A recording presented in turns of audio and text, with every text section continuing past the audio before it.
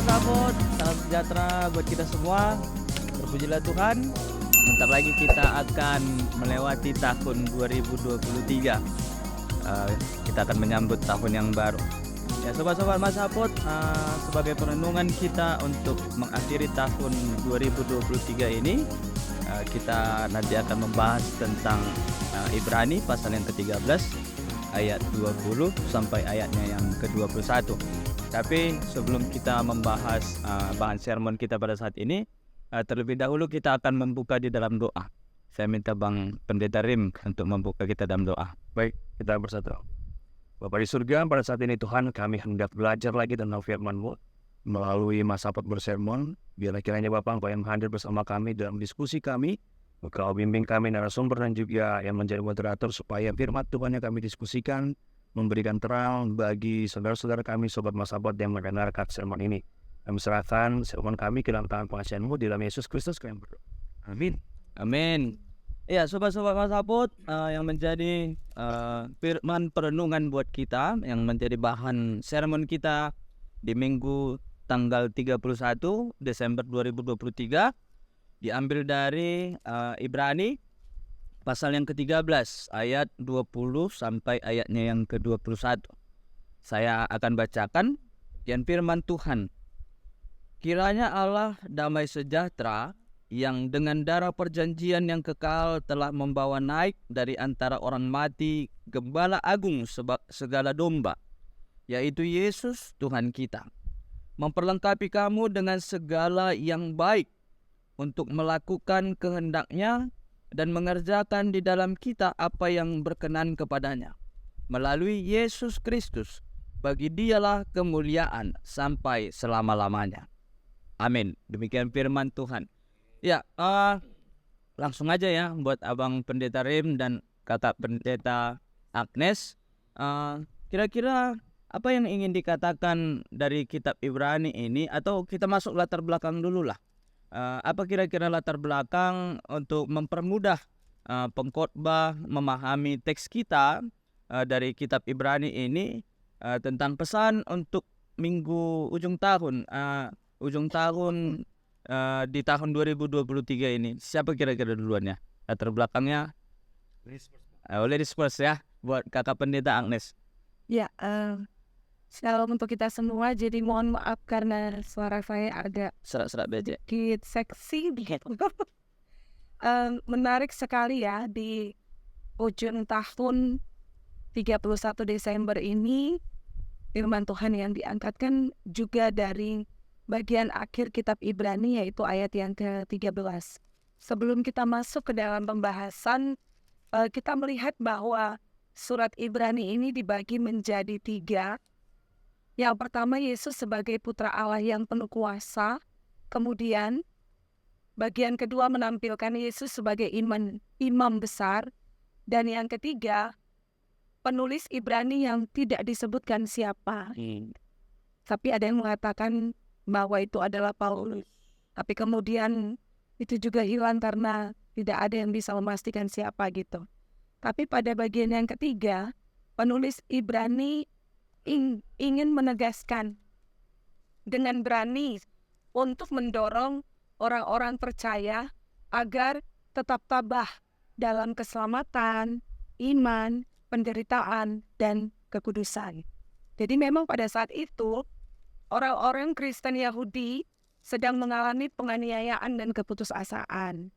Jadi penulis hadir berusaha mengirim suratnya untuk memperkuat iman mereka kepada Kristus dengan menjelaskan secara teliti keunggulan dan ketegasan penyataan Allah dan penebusan di dalam Yesus Kristus.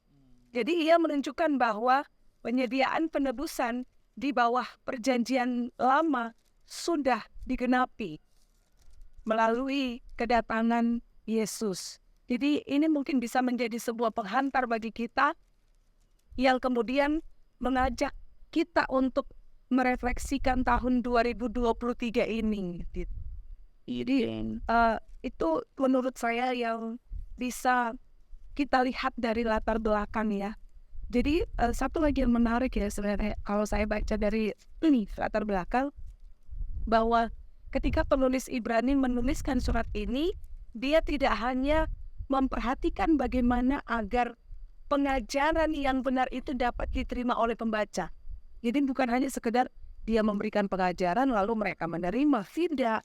Tetapi ia juga memperhatikan bagaimana agar pembacanya, orang-orang Kristen Yahudi, dapat menjalani kehidupan doa yang benar. Jadi dia nggak hanya sebagai menerima, tapi menjalani kehidupan doa yang benar. Ini menjadi kerinduan dari penulis kitab Ibrani ini. Ini menjadi beban dalam pelayanannya untuk melihat bagaimana jemaat itu boleh bertumbuh di dalam iman dan pengenalan akan Allah. Karena dia mengatakan begini, kehidupan rohani yang dipelihara di dalam firman dan doa akan menumbuhkan pengenalan yang benar kepada Allah. Jadi itu mungkin sebagai penghantar untuk kita bisa memahami bagaimana ayat 20 dan 21 ini. Terima kasih Bang Erik. Oke, kita boleh lihat ya, seperti apa yang dikatakan Pendeta Agnes tadi, ini ditujukan kepada orang Kristen yang berlatar belakang Yahudi dengan segala persoalan yang mereka hadapi ya. Walaupun memang penulis dari kitab Ibrani ini sendiri belum nggak bisa dipastikan siapa penulisnya ya. Tapi ada hal yang menarik bahwa penulis ingin menceritakan dengan jelas, menjelaskan tentang kehadiran Kristus di dalam kehidupan mereka, sehingga itu menjadi penguat buat orang-orang yang sudah menerima Kristus untuk mampu melewati setiap tantangan yang mereka hadapi di dalam kehidupan mereka. Mungkin ada yang mau ditambahi Bang Pendeta Rim? Ada pasti ada. Ya, Jadi agak sedikit ini ya, sedikit memberi informatoris, tapi mungkin ini kita bisa diskusikan. Nah untuk sobat-sobat masa podcast, memang yang sering kita baca dan dengar, baik itu kita cari dimanapun latar belakangnya, penulis surat Ibrani ini kan karena gaya bahasanya itu Paulus. Kenapa disebut Paulus? Karena kalau kita lihat dari semua surat-surat yang ditulis oleh Paulus, penutupnya sama. Kasih karunia Tuhan menyertai kamu sekalian. Hanya di Kolose dan Timotius saja tidak ada Yesus Kristusnya. Di surat yang lain ada kasih karunia Tuhan Yesus Kristus menyertai kamu semua. Mungkin itu yang menjadi landasan kenapa buku surat ini lebih mengarah kepada tulisannya Paulus. Dan kalau melihat bawahnya catatan apa istilahnya konkordansi ya, semuanya berkaitan dengan perjanjian lama. Jadi penulis surat-surat yang ada di perjanjian baru didominasi oleh Paulus karena dia paham tentang Taurat, tentang latar belakang dan Torah ya. Jadi mungkin itu juga yang membuat sebuah summary ataupun sebuah rumusan sehingga Ibrani ini banyak sekali mengutip hal-hal yang terjadi di perjanjian lama untuk menguatkan orang-orang yang berada di masa perjanjian baru. Dan kemudian memang kalau melihat bahasanya dari ayat kalau latar belakang tadi masih bicara latar belakang, emang tujuannya adalah memberikan penguatan kepada orang-orang percaya menurut saya. Jadi kasih karunia selalu berbicara tentang kasih karunia, damai sejahtera dan mengaitkan dengan latar belakang perjanjian lama. Karena orang-orang Yahudi memang seperti kata Kak Agnes itu, mereka akan lebih cepat nangkap sesuatu yang baru kalau dia dibuat perbandingannya frame to frame dengan apa yang terjadi di perjanjian lama, kayak daun Salomo yang kita baca di Ibrani ini gitu. Oke, karena memang mungkin latar belakang Yahudi itu dekat dengan tradisi perjanjian lama gitu ya. Ada yang lain kira-kira? Oh, untuk latar belakangnya cukup itu ya. Cukup itu ya. Kita masuk ke dalam teks kita, dikatakan di dalam ayat 20, kiranya Allah damai sejahtera yang dengan darah perjanjian yang kekal telah membawa naik dari antara orang mati gembala agung segala domba, yaitu Yesus Tuhan kita. Di sini kan penulis ingin menjelaskan tentang makna Yesus itu di dalam tulisannya kepada yang kita katakan tadi orang-orang berlatar belakang orang Kristen yang dengan segala tantangan yang mereka hadapi, pergumulan yang mereka hadapi pada saat itu. Di dalam masuk kita ke dalam teks kita ini, apa yang ingin dikatakan penulis kepada mereka pada saat itu? Pesan apa yang ingin ditekankan di sini? Coba. Iya, jadi memang mungkin kayaknya Bang harus membaca yang edisi 2 ya. Tapi sebenarnya kalimatnya sama. Kalau di TB1 dia kenaikan orang kembalinya dari orang mati. Jadi kalau saya melihat dari ayat pertama ini, di ayat 20 ini, ini sekali lagi berbicara tentang Yesus tentunya, yakni tentang perjanjian yang kekal, dan ini adalah bersifat eskatologis ke depannya, bahwasanya kita ini orang yang percaya memang sudah diikat oleh darah perjanjian. Jadi semuanya kita ini ternyata sudah punya hak untuk mendapatkan keselamatan itu. Kan kita melalui darah perjanjian yang mengalir dari salib Yesus di Golgota. Nah, namun menariknya adalah istilah-istilah gembala agung dan juga domba ini menurut saya cukup menarik loh.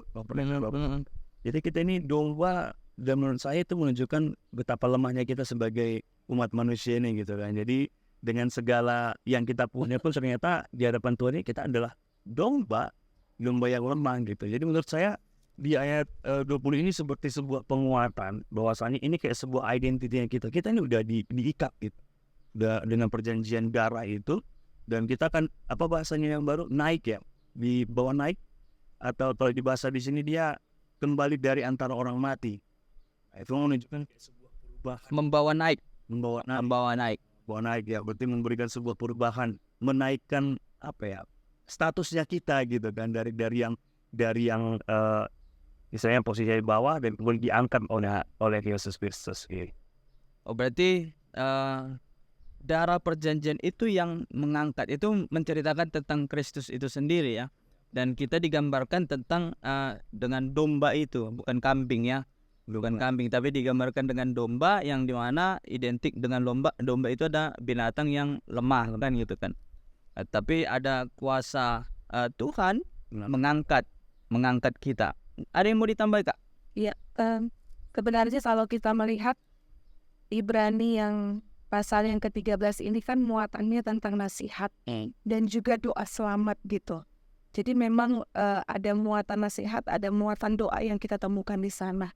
Tapi sungguh menarik sekali bahwa pada ayat ke-20 firman Tuhan ini ingin mengajak semasa yang mendengarkan firman ini, kalau kita melihat di sini apa yang dikatakan oleh penulis Ibrani pada ayat yang ke-20, dia di dalam doanya dia memberi, ada gelar ya, mungkin saya boleh menyebutkannya gelar gitu.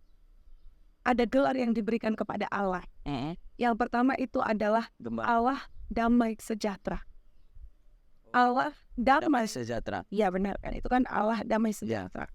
Jadi bagaimanakah gambaran tentang Allah damai itu? Bahwa dia telah menyatakan kehendaknya bekerja melalui Kristus untuk mencapai keselamatan kita. Yaitu kita yang berdosa, yang sudah terpisah, yang sudah hidup di dalam kegelapan, bersatu kembali di dalam Allah itu melalui Kristus. Gitu. Jadi melalui Kristus yang pertama, kita seperti kita dibuat untuk memiliki kemampuan berdamai dengan diri kita sendiri. Maksud saya ingin mengajak bahwa Allah yang damai sejahtera itu telah memberikan kita ruang untuk berdamai dengan diri kita sendiri atas dosa-dosa yang kita lakukan gitu. Melalui apa? Melalui pembebasan dari perbudakan dosa. Dan kita juga diberikan kekuatan untuk kemudian mengalahkan dosa itu. Jadi itu bentuknya. Kemudian kita bisa menerima ketentraman dalam diri kita. Karena apa? Karena Tuhan pada akhirnya, Raja Damai itu menolong kita untuk selalu melakukan yang terbaik di dalam kehendak-Nya. Jadi itu yang pertama. Kemudian Allah damai yang telah menyatakan dirinya melalui Kristus itu juga telah memperdamaikan kita dengan Allah. Jadi ada dua hal, Bang. Nggak hanya kepada diri kita sendiri, tetapi juga kepada Allah. Melalui Yesus itu tadi. Jadi mari teman-teman kita berefleksi di akhir tahun ini, bagaimana Allah damai itu telah membebaskan kita dari segala kejahatan dan memperdamaikan kita kemudian dengan Allah gitu. Kemudian yang kedua, Ketiga Kak. yang kedua, tadi kan yang pertama gelarnya Allah damai sejahtera. Kemudian yang kedua itu dikatakan bahwa Allah sebagai gembala yang agung. Dalam Yohanes berapa itu ya? Yohanes 10 ya kalau tidak salah. Aku adalah gembala yang baik, gembala yang baik memberikan nyawanya kepada domba-dombanya, betul nggak? Ya. Ya. Jadi memang Tapi sebenarnya gembala yang di sini kan yang dimaksud itu Yesus. iya benar. Menunjukkan bahwasanya Allah ini berkaitan dengan apa yang dikritus ketika roh yang membangkitkan Yesus dari kematiannya, itu juga lah roh yang Iya benar. Benar. tentang bagaimana ini kan mau menceritakan perjanjian kekal kembali dari antara orang mati, gembala agung segala domba, yaitu gembala agungnya adalah Yesus itu sendiri. Iya benar. Gitu kan. Jadi ini juga menekankan bahwasanya ya kita yang percaya pun punya roh yang sama gitu. Iya. Seperti yang dikatakan di Korintus. Jadi kita juga udah punya hak Bang untuk memiliki perjanjian yang kekal itu melalui darah Yesus. Iya benar.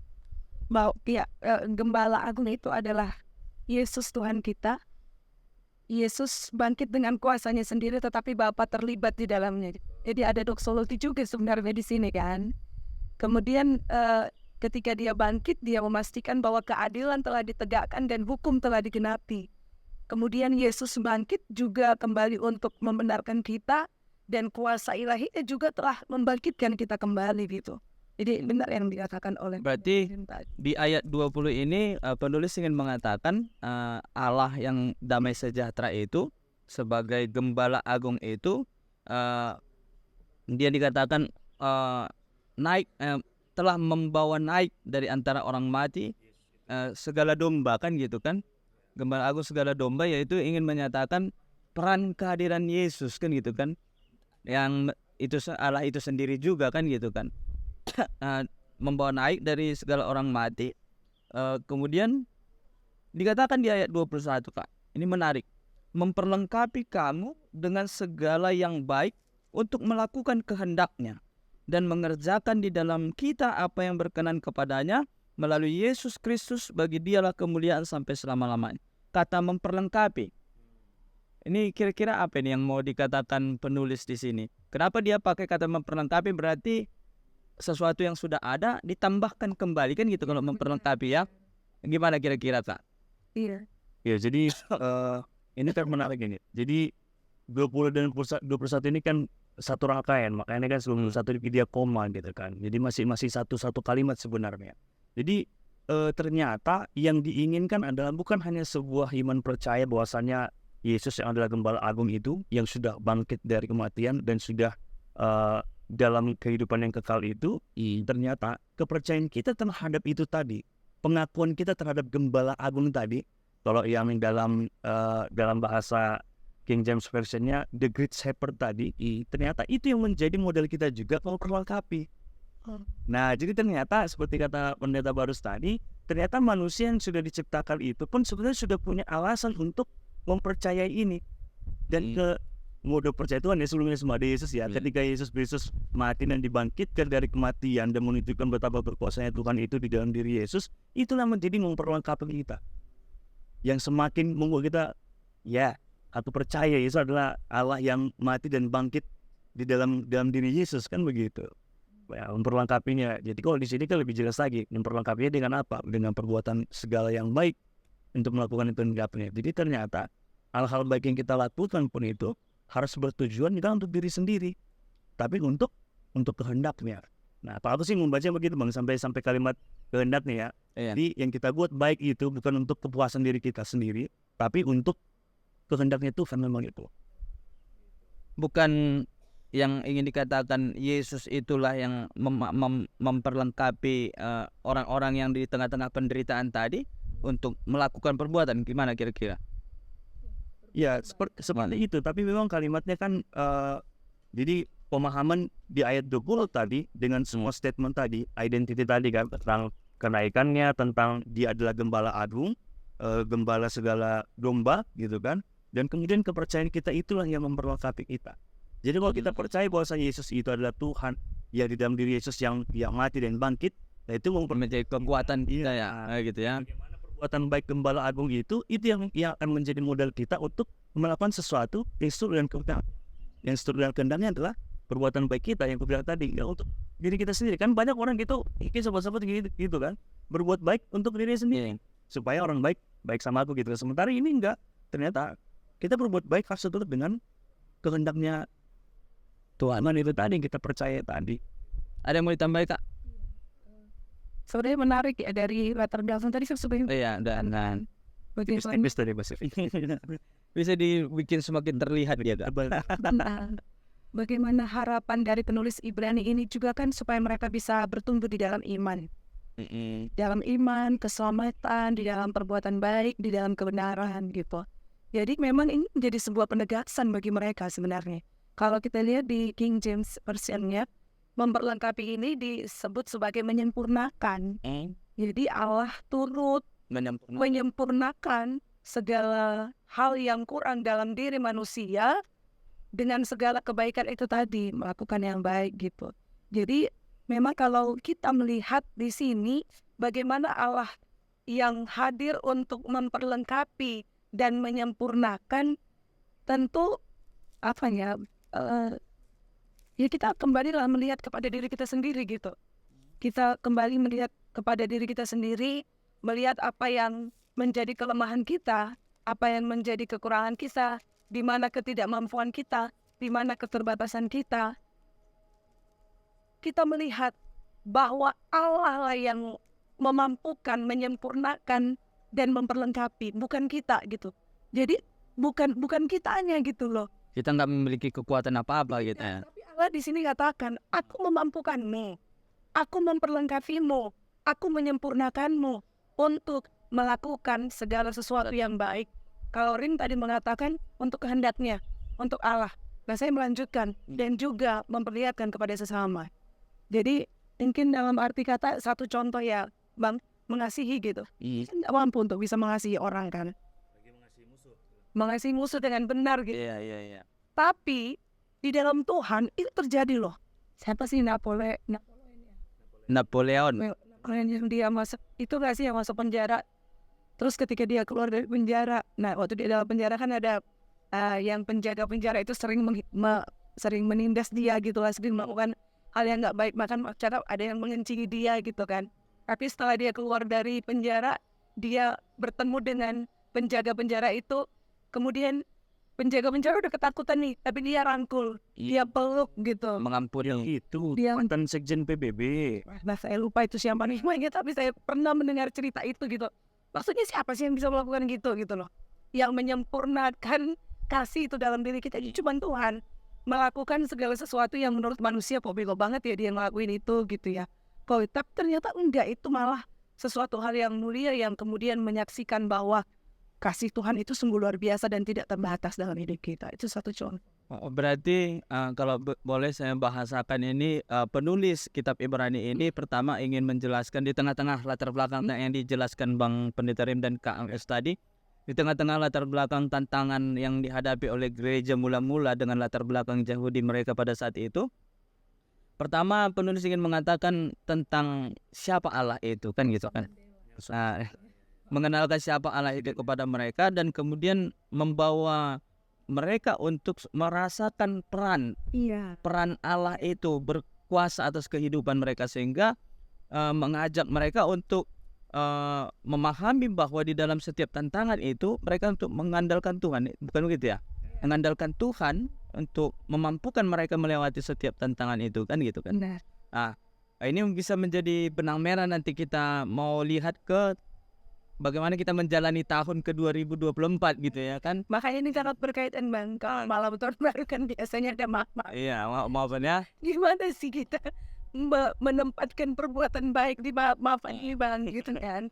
Jadi memang luar biasa satu istilah ya yang dikatakan. Tidak ada hal yang baik yang dikerjakan dalam hidup ini kecuali maksudnya selain dari pekerjaan Allah gitu.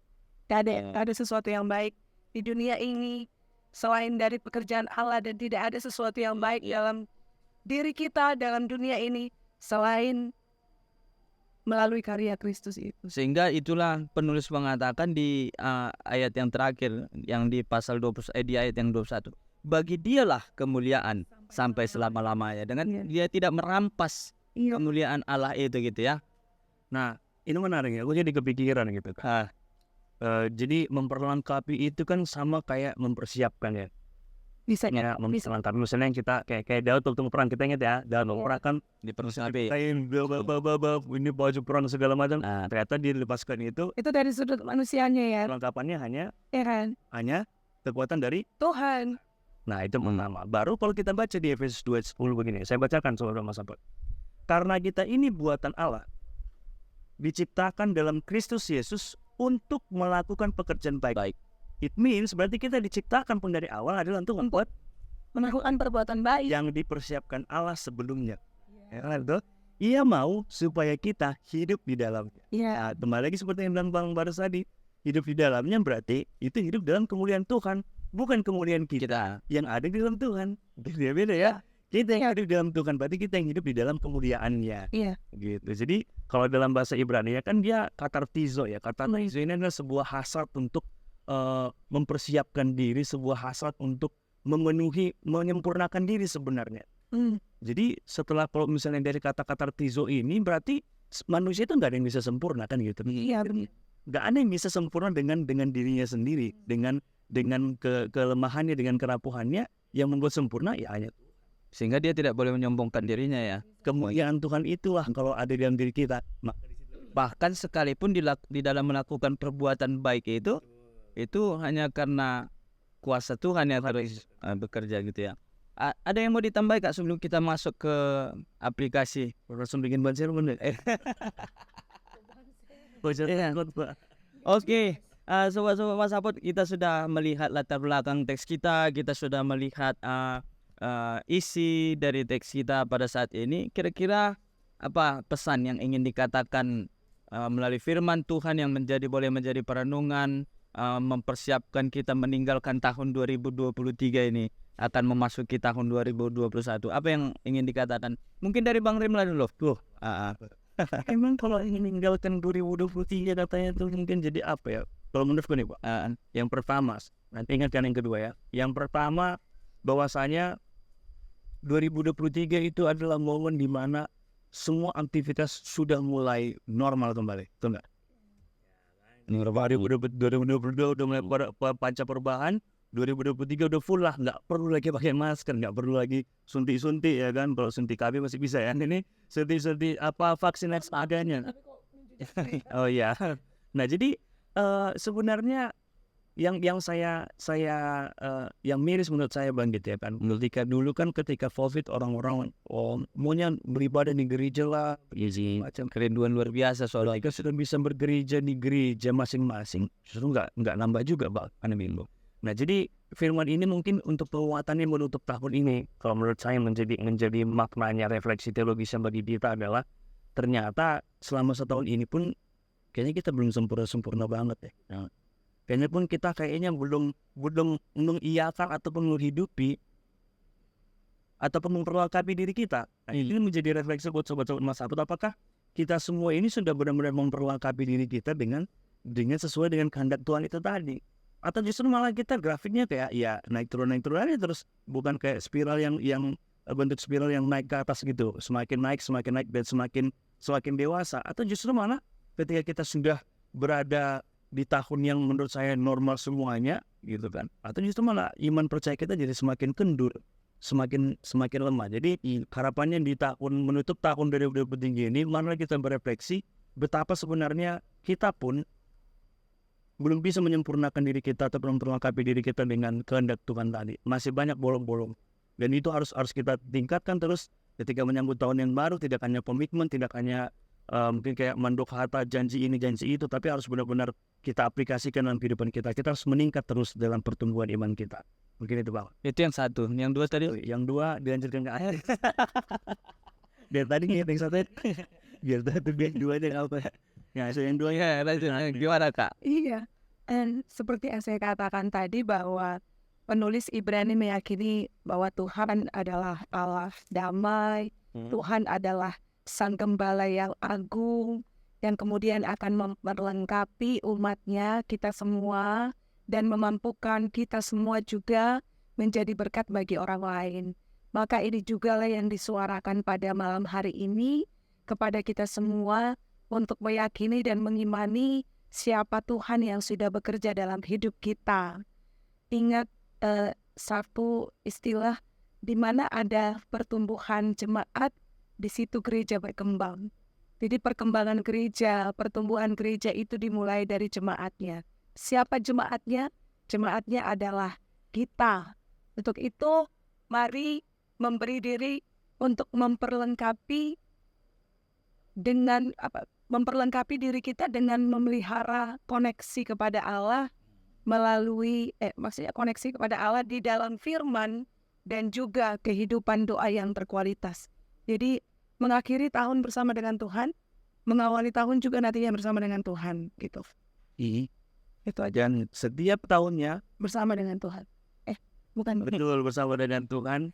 Dan sekali lagi, walaupun kita sudah bisa melewati tahun 2023 dengan semua pahit manisnya naik turun kehidupan, kemuliaan hanya bagi Allah. bagi Allah. Oke. Mungkin saya mau saya mau enggak. Oh, saya kalau ada yang mau nangis saja ya. Jangan ditahan. Iya ya. Nah, yang paling sering nih pesan nih, supaya kalau mendok kata jangan jadi berantem gitu. Kadang-kadang saling mengingatkan justru malah jadi pekonflik gitu. Baru jangan janji tinggal janji ya. Janji di tanggal 7 udah habis janjinya kan. Atau ada saya sedikit ya, bisa yang moderator sedikit menambah ya. Kesimpulkan. Saya melihat dari penjelasan kakak pendeta Agnes dan abang pendeta Roland, pendeta Rim tadi ya. Jadi saya melihat bahwa penulis ingin mengatakan kepada orang-orang Kristen pada saat itu untuk semakin mengenal siapa Tuhan itu di dalam kehidupan mereka. Sehingga apa yang boleh kita lihat di dalam konteks kita pada saat ini, kita akan meninggalkan tahun 2023 kan gitu kan. Di dalam pekerjaan yang kita lakukan di sepanjang tahun 2023, kita harus menyadari bahwa semuanya ini boleh kita lewati, semuanya ini boleh kita lakukan karena kuasa Tuhan kan gitu. Karena dikatakan memperlengkapi kamu dengan segala yang baik untuk melakukan kehendak-Nya. Jadi sehingga tidak ada kita terjebak di dalam kesombongan diri. Aku itu karena kekuatanku, karena kehebatanku, karena rajinku, tapi itu semuanya karena kuasa Tuhan yang memperlengkapi dia kan gitu. Dan di dalam tahun 2024 yang akan kita masuki sebentar lagi, ini juga menjadi peneguh, kalau saya mau melihat ya, peneguh untuk meneguhkan kita melewati menjalani tahun 2021. Allah yang Maha Kuasa itu yang mengangkat kita 2024 ini 2024 Allah memperlengkapi kita dan akan membawakan gitu, mengangkat kan, membawa naik kan gitu kan. Jadi dengan kata lain, kita tetap dengan keteguhan hati memasuki tahun 2024 dengan iman percaya bahwa Allah itu terus memperlengkapi kita, memampukan kita melewati apapun tantangan, apapun persoalan yang kita hadapi di dalam kehidupan kita, sehingga kita menyerahkan totalitas kehidupan kita. Karena sering sekali nih Kak, mengakhiri tahun yang lalu akan memasuki tahun depan, sering sekali ini menjadi tren. Yang menjadi tren adalah apa kata ramalan kan gitu kan. Apa kata ramalan seperti apa tahun depan kan gitu. Jadi ya apa segala macam. Tapi yang pasti firman Tuhan ingin mengatakan apapun yang kita hadapi, perjalanan kehidupan kita tahun 2024, kasih Tuhan terus hadir di dalam kehidupan kita, memperlengkapi kita melewati semua tantangan dalam kehidupan kita. Amin. Ya mungkin itu, atau ada yang mau ditambahin? Udah kesimpulan. Tema kita ya di tanggal 31 ini adalah kemuliaan bagi Allah untuk selama-lamanya kan gitu kan. Kemuliaan itu bagi Allah, berarti dengan kata lain ada berbicara tentang tanggung jawab dong. Tanggung jawab manusia untuk melakukan perbuatan baik sehingga kehidupan kita tetap untuk memuliakan Tuhan. Jadi ada capaian yang harus kita lakukan di dalam perjalanan kehidupan kita. Jadi enggak sekedar hidup ya, yang penting dalam tahun 2024 jalan kan gitu kan. Jadi berkualitas kehidupannya untuk kemuliaan Tuhan. Mungkin itu ya. Jadi sobat-sobat Mas Apot dimanapun berada, semangat untuk menyambut tahun 2024. Kita akan meninggalkan tahun 2023. Firman Tuhan ingin mengingatkan kepada kita di dalam menjalani kehidupan kita di tahun 2024. Ada kasih Tuhan, ada kuasa Tuhan yang terus memperlengkapi kita di dalam menjalani kehidupan kita. Dengan itu kita terus di dalam optimis menjalani kehidupan kita bersama-sama dengan Tuhan. Mungkin itu yang menjadi bahan perenungan kita melalui kitab Ibrani pasal yang ke-13 ayat 20 sampai 21. Saya minta Pendeta Agnes untuk menutup kita di dalam doa. Kita bersatu dalam doa. Terima kasih Tuhan, kami bersyukur untuk firman yang sudah kami bisa pelajari, bahkan kami dengarkan pada saat ini. Biarlah itu bisa semakin menolong kami untuk mengakhiri tahun ini, sehingga kami tetap berjalan bersama dengan Tuhan di tengah-tengah kehidupan keluarga kami, di tengah-tengah kehidupan gereja, bahkan di tengah-tengah lingkungan sekitar kami. Kemuliaan hanya bagi-Mu ya Tuhan, dari sekarang sampai selama-lamanya. Di dalam nama Tuhan Yesus Kristus kami berdoa. Amin. Amin.